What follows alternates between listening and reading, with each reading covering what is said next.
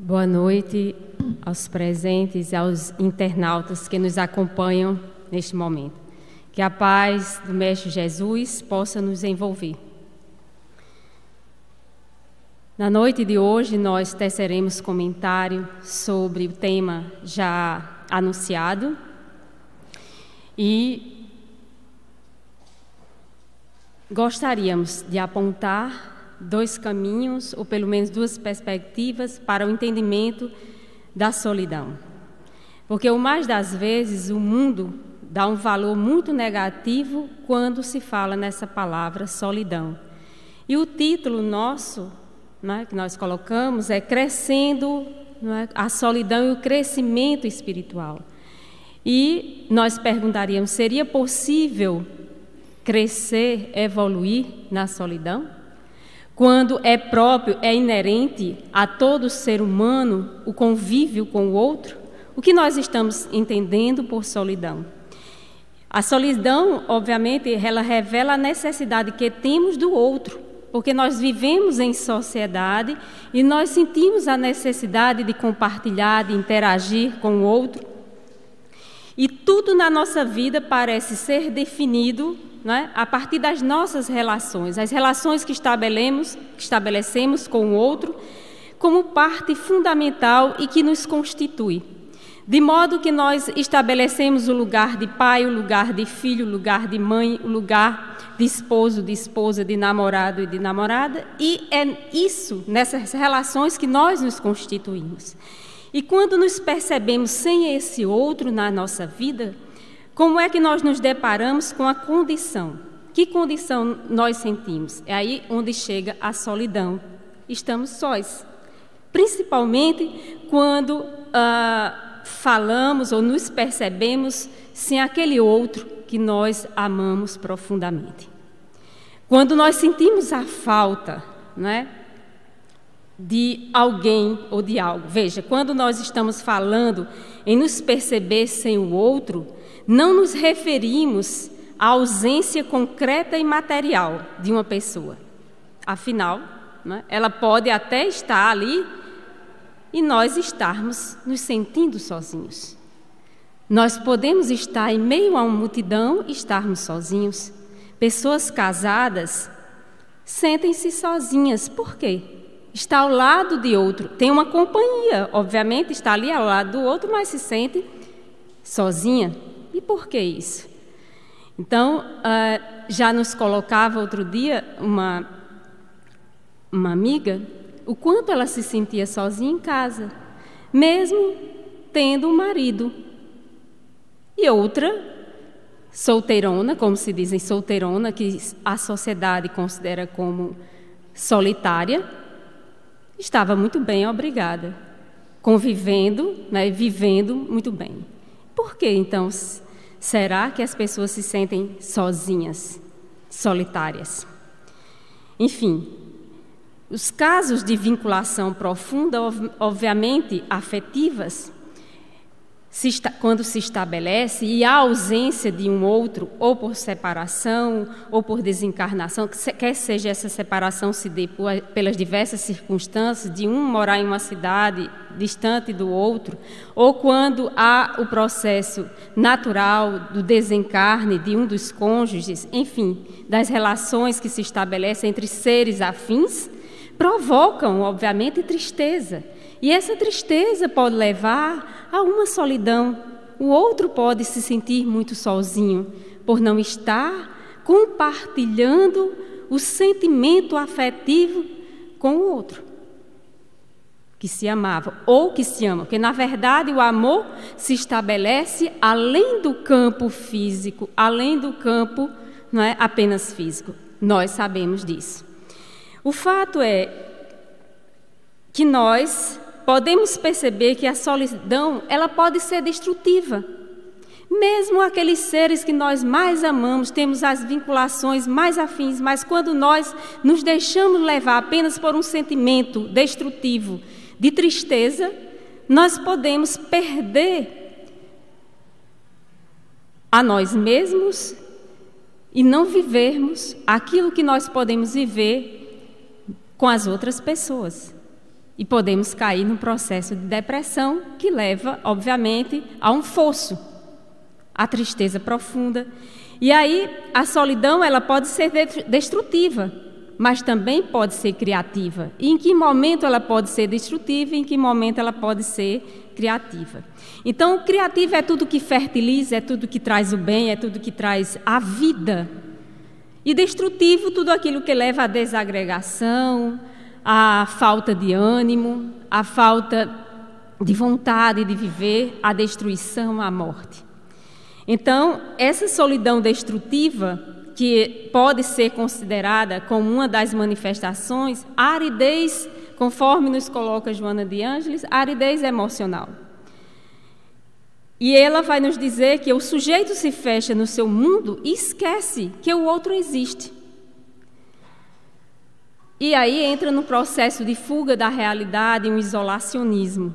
Esse isolar-se do mundo, porque o sujeito passa a conviver apenas com ele mesmo, no sentido não criativo, não de evolução. Mas ele se fecha sempre abandonando as relações sociais. As relações sociais que nós colocamos aqui não constituem a balbúrdia, as festas ruidosas. Não é nesse sentido, mas a necessidade que nós temos de convivência com a sociedade, com o outro, que nós nos sentimos nutridos, porque nós nos nutrimos de energias com aqueles que convivem em nosso derredor. E é uma necessidade nossa essa vontade de compartilhar o que nós construímos, o que nós pensamos, o que nós fazemos, enfim, a necessidade de compartilhar com o outro. Não é? Naquele filme O Náufrago, Tom Hanks mostra muito bem a necessidade dessa interação com o outro, de modo que ele cria, não é, a partir de uma bola, um sujeito para ele interagir. E veja a necessidade que naquele filme nós podemos perceber de um ser que está completamente isolado da sociedade e a necessidade que ele sente de compartilhar seus sentimentos, de compartilhar a sua vida. E cria, então, não é, ali numa bola, um rosto para que ele pudesse imaginar alguém. E ali ele cria uma vinculação afetiva. Interessante isso. Como às vezes também nós imaginamos, nós criamos ilusões para sairmos da nossa solidão e a partir daí convocamos algo de fora para preencher um vazio existencial que existe dentro de nós, nos levando muitas vezes aos diversos desafios existenciais, as paixões mais afligentes que nos deixam desfocados da realidade, do momento em que nós temos que evoluir. Necessitamos, obviamente, do outro dessas relações, mas não de ilusões. Necessitamos do outro para nos fortalecer e nos nutrir espiritualmente e no crescimento em todos os sentidos, mas nós não necessitamos da destruição, da nossa morte.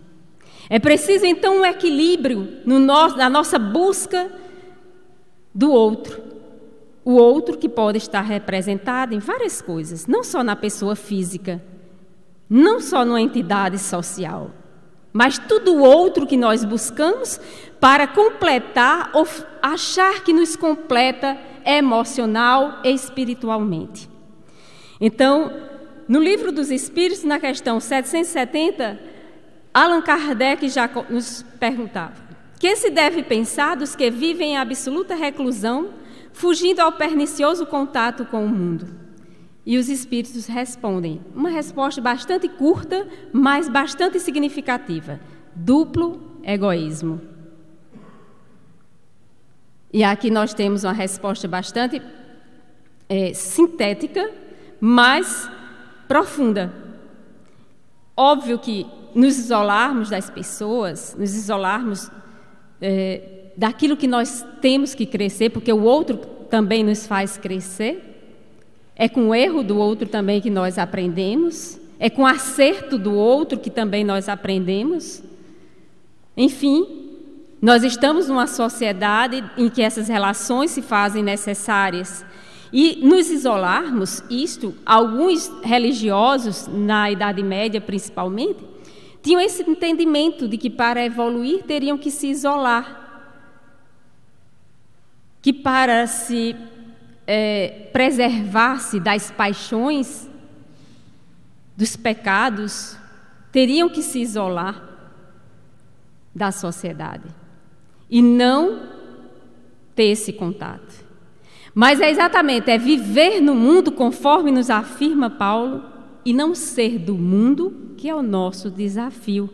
Porque nos isolarmos é muito fácil e viver apenas conosco. Ou, às vezes, as pessoas não querem mais. Com a internet, com as redes sociais, as pessoas agora não querem se isolar, né? Isolam-se, aliás, mas numa grande rede, não é, social. Enfim, seria duplo egoísmo o isolar-se do mundo, do contato do mundo. O que geraria um individualismo, não é? Esse isolacionismo, ou até mesmo um narcisismo. Então, a solidão nessa perspectiva seria entendida como o quê? Como um isolamento de si mesmo, o distanciamento da nossa própria essência. Porque nossa essência também se constitui no contato com o outro e que nós crescemos também quando passamos a perdoar o outro. É nessa convivência que nós aprendemos a amar, a perdoar, a compreender. São os desafios da vida que fazem com que cresçamos.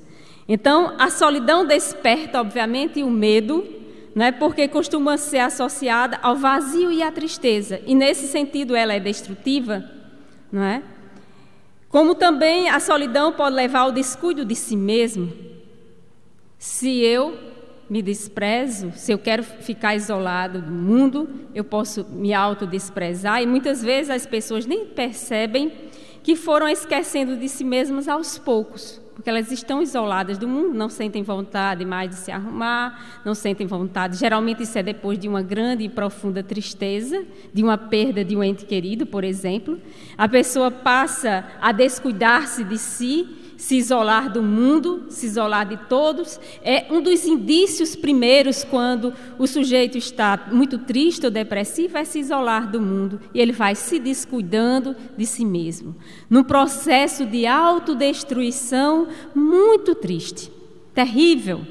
Porque aí viver em função, né, desse desprezo, desse autodesprezo, faz com que ele vá, aos poucos, achando que é ninguém nessa sociedade. Enfim, ou o contrário, pessoas que vivem com o outro, mas vivem em função das vontades, dos gostos e interesses dessa outra pessoa. É o caso, por exemplo, narrado por Alberto Almeida, de uma senhora. Ela nunca fazia as próprias escolhas. Quando saía para fazer algumas refeições com o esposo, e ele perguntava: que prato você prefere? Ela sempre respondia: pede qualquer um que você quiser. Não tinha absolutamente vontade própria. Neste caso, era uma pessoa atípica, porque não tinha desenvolvido em si o espírito de iniciativa, de vontade, de querer. Provavelmente era uma pessoa solitária. E aí, essa impossibilidade de configurarmos, não é? Essa solidão também é destrutiva. Porque você convive com o outro, mas está em função dos gostos, em função das vontades e dos interesses dessas outras pessoas. Então, a solidão revela aqui também uma característica destrutiva. E a impossibilidade de configurarmos juntos com o outro uma unidade, porque nós somos únicos. Nós temos nossa identidade. E aí, saber que percebemos que somos um sem o outro, um sem ninguém. Vocês estão percebendo?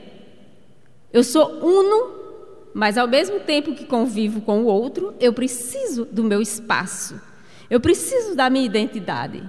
saber os meus gostos, meus interesses, e não viver em função do que o outro diz ou deixa de dizer. Obviamente, isso não quer dizer que não levemos em consideração o ponto de vista do outro. Não é porque isso seria intransigência de nossa parte. Mas é saber avaliar o nosso espaço e ter esse espaço reservado. Porque percebemos que somos um no outro.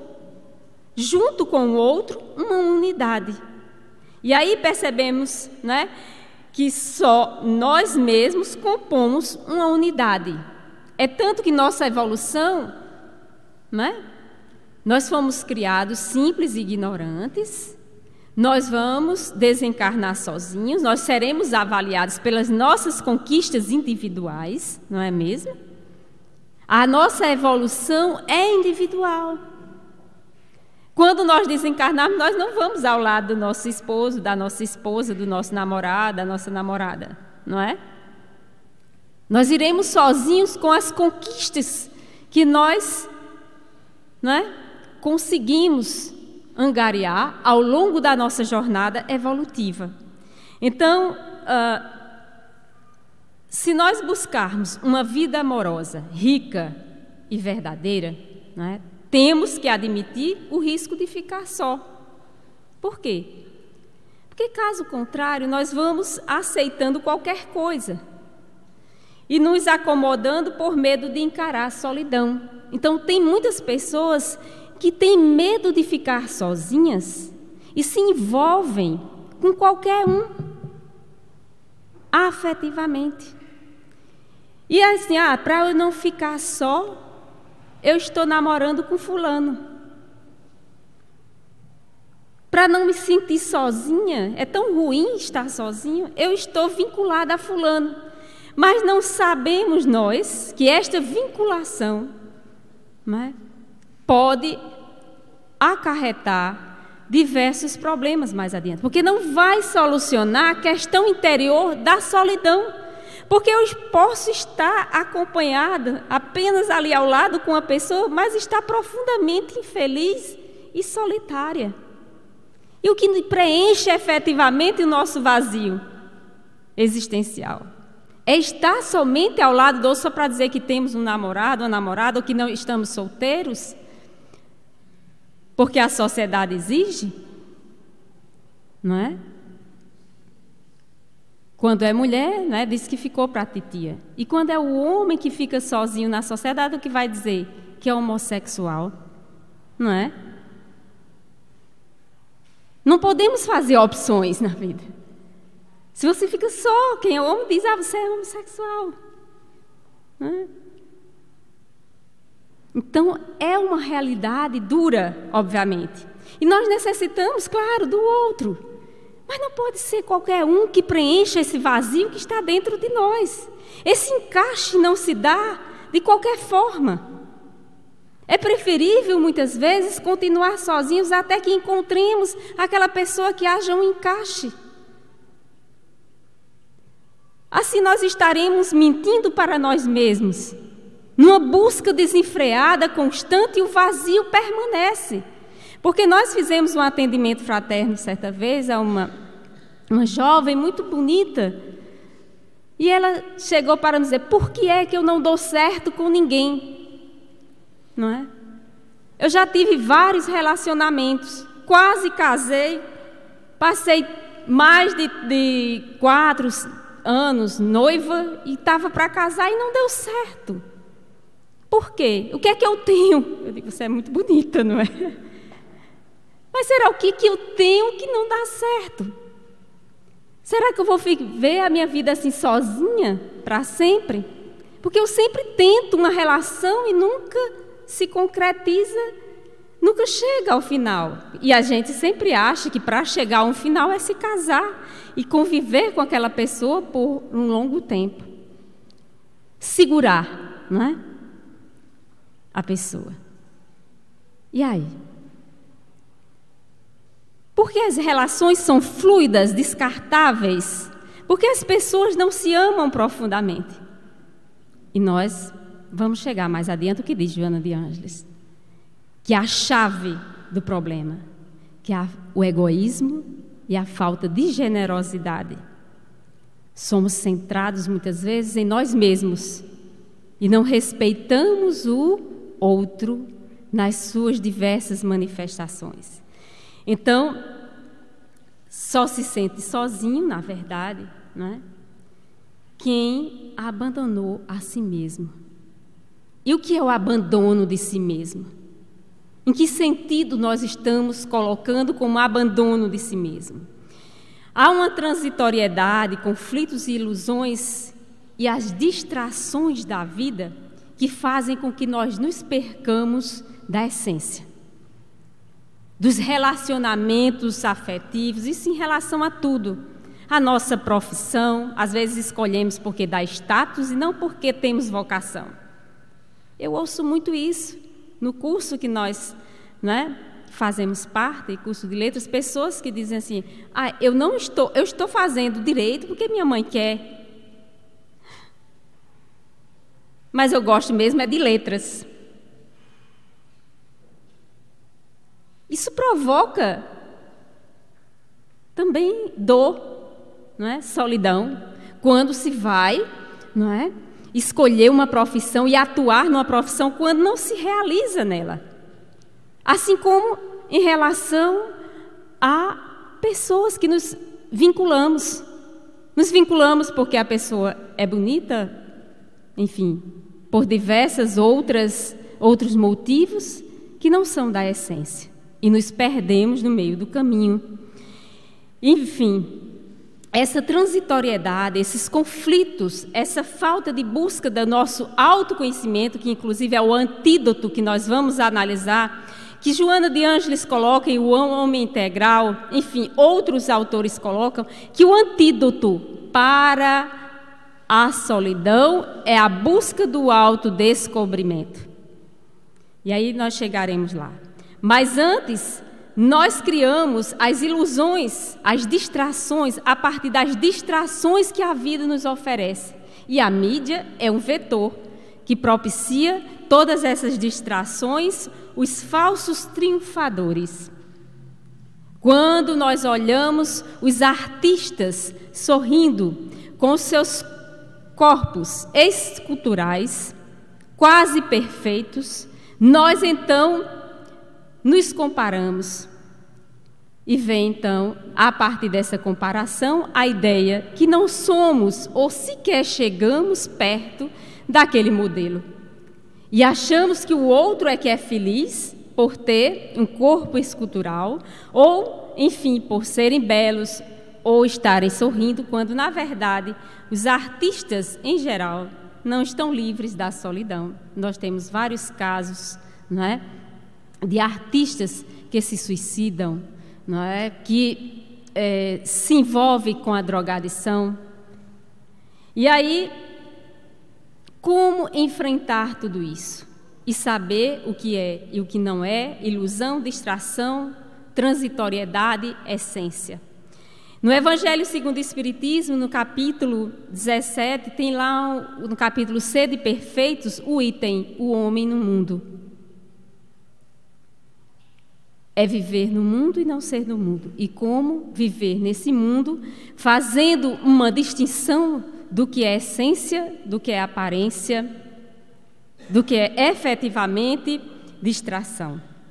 Então, sofremos de solidão toda vez que desprezamos as inerentes vocações, conforme nos diz Hamed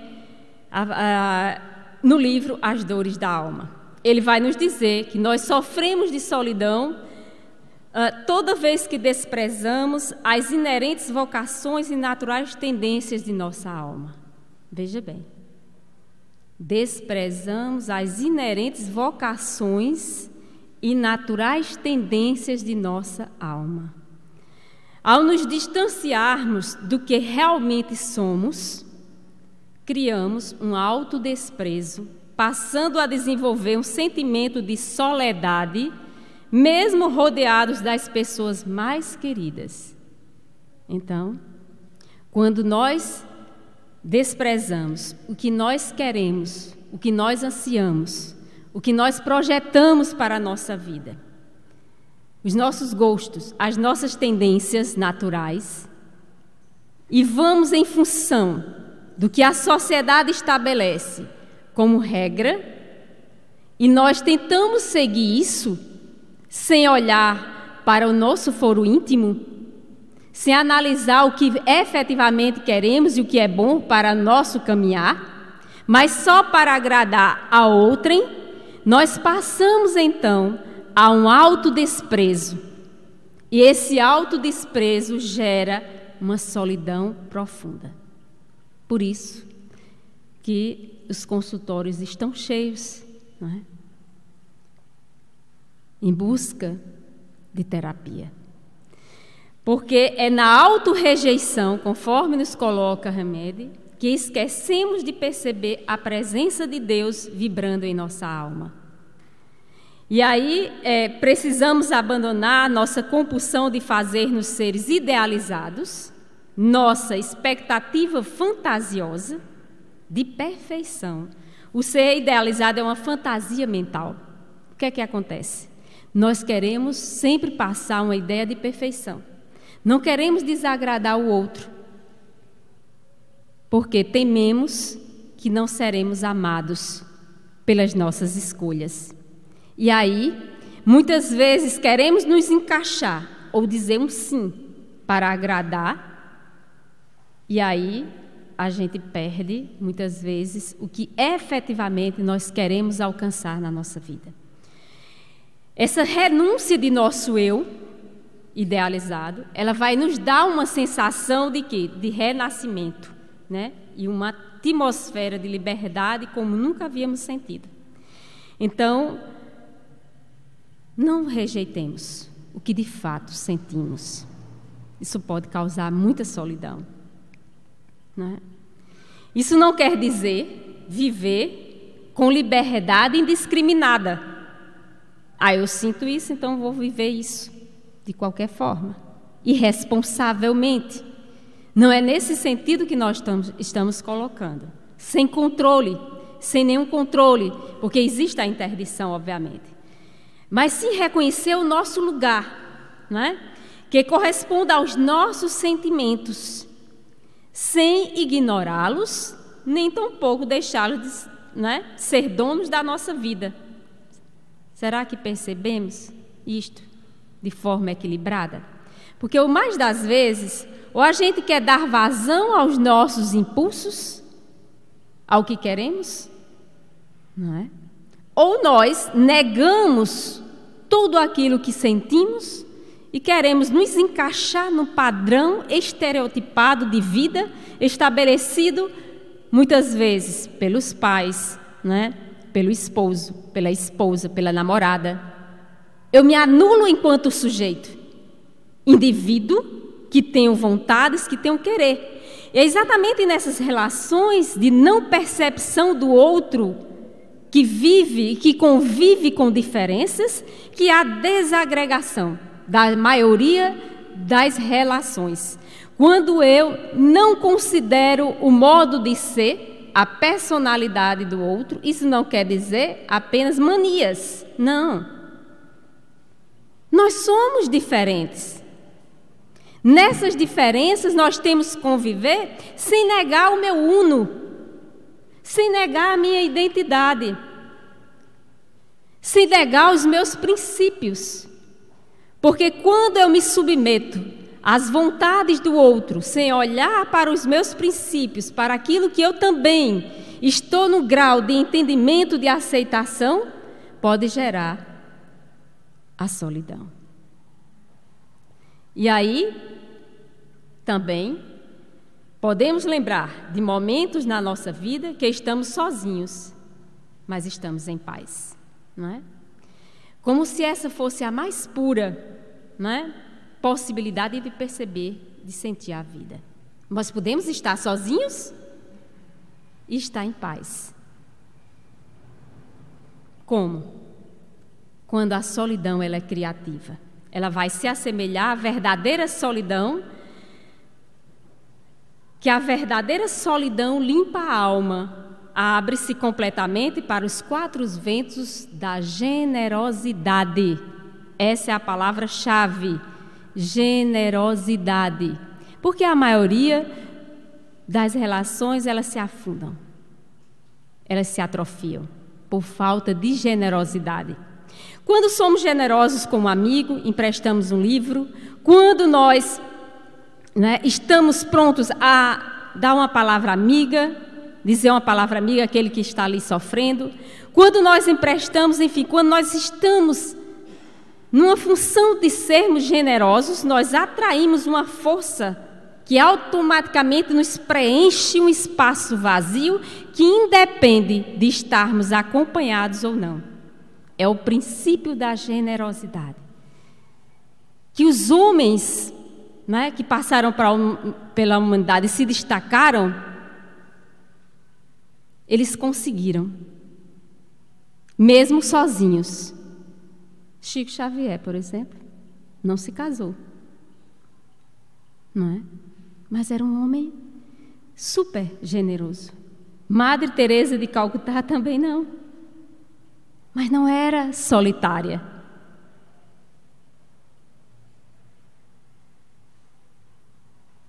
Divaldo Pereira Franco também não se casou. E é um homem solidário, generoso. E nós saímos do nosso mundo egoísta para pensar no outro que sofre, para sair dessa solidão que nos aprisiona, por falta efetivamente de contato com o outro que está sofrendo muito mais do que nós. Numa realidade completamente diferente do que nós imaginamos como sendo sofrer. Porque o solitário que se isola do mundo e acha que o sofrimento dele é o maior, ele, então, nesse isolacionismo, ele acaba sem perceber que existem pessoas necessitadas no mundo que precisam dele para viver. Então, a solidão criativa é essa verdadeira solidão relatada por Thomas Merton, que é a verdadeira solidão limpa que limpa a alma. E como é que uma solidão pode limpar a alma? Porque as mentes brilhantes precisam de solidão. Os grandes cientistas da humanidade, eles precisavam de solidão. Ficavam sozinhos, senão eles não iriam produzir. Nós não teríamos hoje toda a evolução da sociedade, nós não nos beneficiaríamos da luz elétrica, não estaríamos aqui usando o computador, usando toda a tecnologia, se não fossem mentes brilhantes que se isolaram para nos dar hoje o conforto. Ou seja, generosidade no campo da evolução material. E aí, precisamos também ter um pouco de solidão.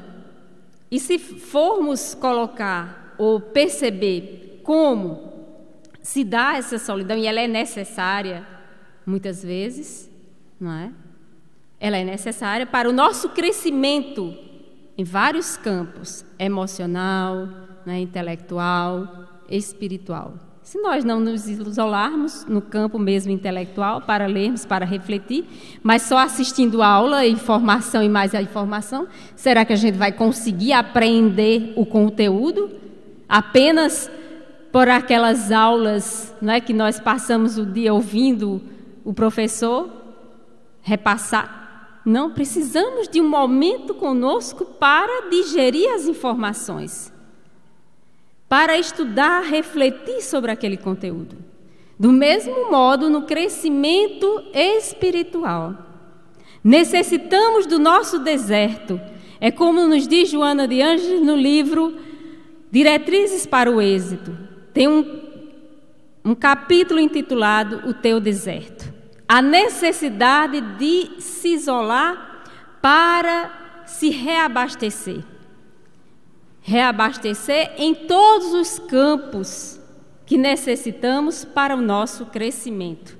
Então, o próprio Jesus, ele necessitou ir para o deserto, se isolar, e os discípulos o acompanharam no Horto das Oliveiras.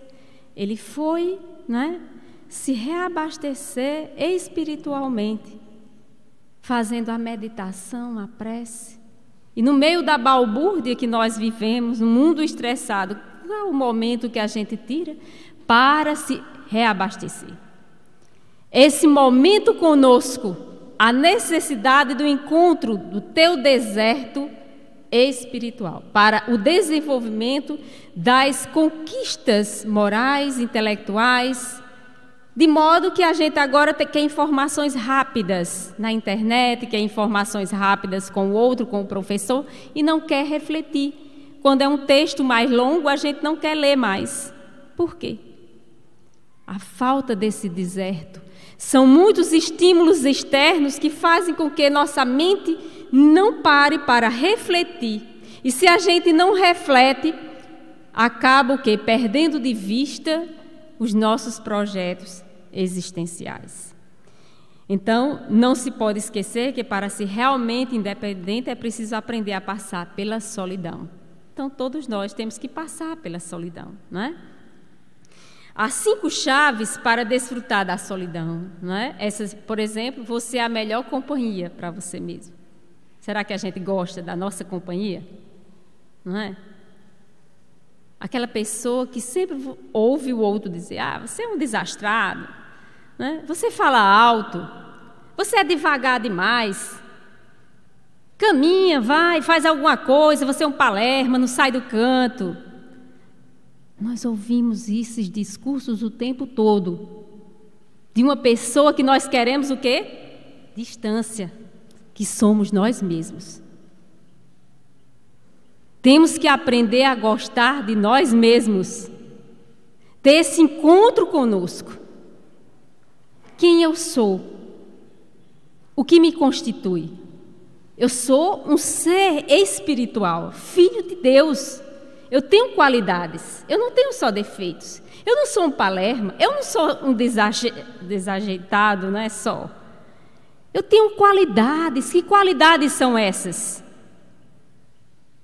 Eu sou uma pessoa altruísta, eu sou uma pessoa compreensiva, eu sou uma pessoa paciente, eu sou uma pessoa que tem compaixão para com o outro, que tem um coração enorme. O que eu tenho de bom? Eu quero companhia para descobrir o que é que eu tenho também de bom e conviver comigo, aceitar quem eu sou, apesar de todas as decisões que eu já tomei na vida de errado, de equivocado.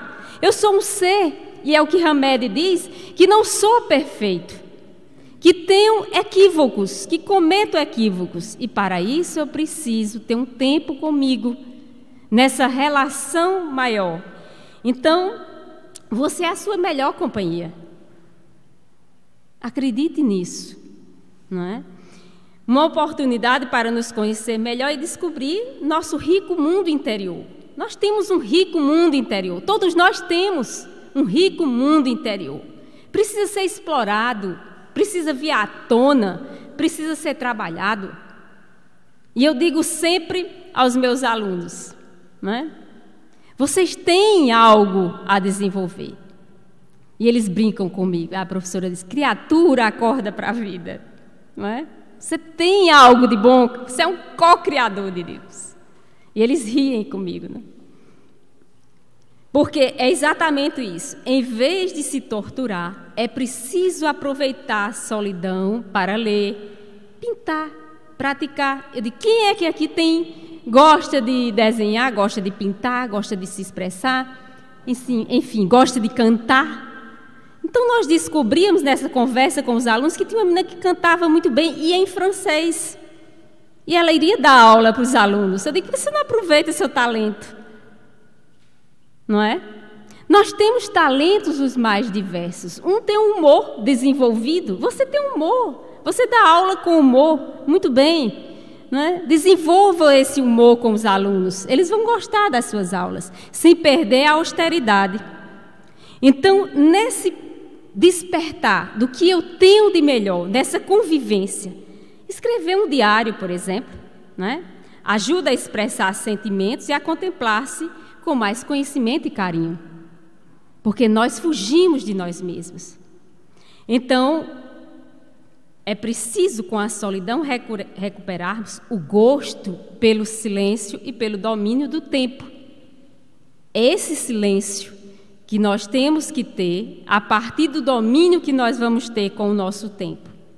Então, Susan Cain, autora do livro Silêncio, o poder dos introvertidos no mundo que não consegue parar de falar, ela defende ao extremo a riqueza criativa. Ela vai nos dizer, né, que surge da solidão e pede, pelo bem de todos, que se pratique a introversão. Então, é preciso também esse aspecto. Se a pessoa não é extrovertida, ela pode ser introvertida e crescer também. Isso não quer dizer anular as minhas relações com o outro. Então, o maior antídoto para a solidão é o nosso autoconhecimento, essa busca conosco, esse encontro que nós temos conosco.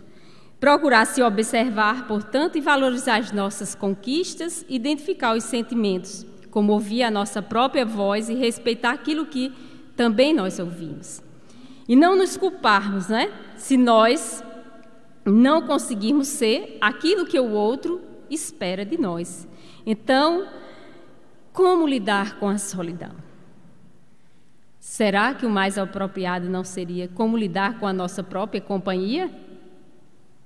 Porque nós não gostamos de nós mesmos? Então, a primeira pessoa que nós devemos amar é a nós mesmos, sem ser uma relação egoísta. O fato não é como lidar com a solidão, mas sim lidar com nós mesmos. Então, é muito bom estarmos com outras pessoas, principalmente com aquelas pessoas que nós amamos profundamente. Mas nem sempre isso é possível. Nem sempre é possível você conviver com a pessoa que você ama. E você vai se autodesprezar, deixar de viver? Não. Continuar a viver. E é nesse amor consigo mesmo. Então, não se pode estar na companhia de quem quer que seja apenas, não é, para não ficar só, conforme nós já colocamos. Então, a solidão ela pode doer para qualquer pessoa, tá? Mas ela dói muito mais em quem não gosta de si mesmo. Se eu não gosto de mim mesma, eu vou me sentir muito mais solitário. E o homem, como nos diz Joana de Ângeles, o homem solitário jamais é solidário. Ela faz esse jogo de palavras. Então, a necessidade de seres sensíveis, solidários, né, numa sociedade de mortos-vivos, é o que Joana de Ângeles nos coloca. Nós vivemos numa sociedade de mortos-vivos pelo consumismo, pelo individualismo, enfim, pela competição, e nos isolamos, mas não para crescermos enquanto pessoa, mas numa atitude egoísta. Quando é nessa atitude egoísta, então a solidão tem o seu sentido, o seu caráter destrutivo. Então, há uma complexidade nesse nosso tema sobre a solidão. Poderíamos ainda falar muita coisa, e como Jesus, né, compreendia a solidão. Ele mesmo foi o sujeito mais solitário, nesse sentido de solitário, de estar sozinho para se reabastecer, para ter forças, inclusive para pregar para a humanidade, para vivenciar o que ele acreditava. Então, nós precisamos desse autoencontro. Então, Jesus teve esse momento de solidão. E, para terminarmos, nós nos lembramos da mulher adúltera. O ocorrido com aquela mulher adúltera, aparentemente, nós poderíamos classificá-la como uma mulher solitária. Uma mulher solitária porque buscou em outro a concretização, muitas vezes, ou o que lhe faltava. O que não estava preenchendo um espaço vazio. E nos perguntamos como essa mulher refez a sua vida. Será que ela permaneceu uma mulher solitária? Por ter ali, né, ficado sozinha, abandonada pelo esposo? O esposo não, né, a deixou sozinha, a abandonou. Ninguém se fez a pergunta por que ela praticou o adultério. Obviamente que ali a sociedade colocava a mulher adúltera, a mulher que pecou. E depois de 10 anos, o que aconteceu depois daquele episódio? Amélia Rodrigues faz uma descrição belíssima, que não vai dar mais tempo para descrevermos esse belíssimo episódio. Depois que todos foram embora, aquela mulher procurou Jesus no outro dia. Teve um encontro fraterno, um encontro fraterno com Jesus. Imagine ter uma conversa fraterna com Jesus. Então ela procurou. Eu estou incomodando? Jesus, você não incomoda. O que você quer, mulher? E ela colocou que queria sair da solidão, queria segui-lo. E ele faz a proposta para que ela comece a praticar a caridade. E ali onde ela vai tomar outro rumo na vida dela. Ela vai se dedicar aos rancenianos, aos desvalidos da sorte. E vai pregar os ensinamentos do Mestre Jesus.